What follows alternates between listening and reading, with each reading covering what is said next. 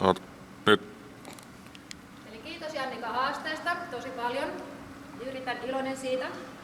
Mulla oli lähtökohtaisesti tarkoitus nousta taavin selkään seisomaan, mutta ei ollut kauhean hyvä idea. Hevonen sinkas pystyyn ja karkas saman tien paikalta. Jotain ilman satulaa selässä oleminen on aika jännittävää hevoselle.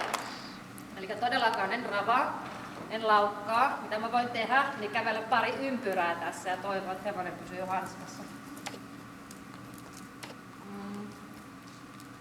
Mulla ei myöskään ole vissejä mukana, eikä siideriä. Mä juon vaan drinkkejä tai champagnea tai muuta vastaavaa.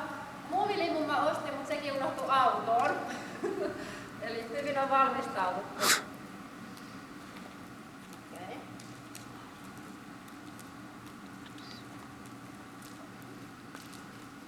Teet sen nyt sen voltin.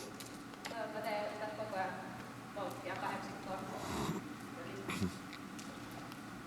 Niin kuin näkyy, niin hevonen juuri jännitykseltään kykenee kävelemään simpoamatta johonkin ilmansuuntaan. Ja näinkin hyvän asian, kun kävelin ilman satulaa uskallan tehdä, niin haastan seuraavaksi Palmun sisarukset, eli Mari, Johanna ja Laura Palmu, Niina Pirinen, Tuulia Holopainen, Niina Engman, Kikka Suomio ja Saska Helmikallio, Wow. joka seisoo kameran takana tällä hetkellä. Okei. Oliko siinä?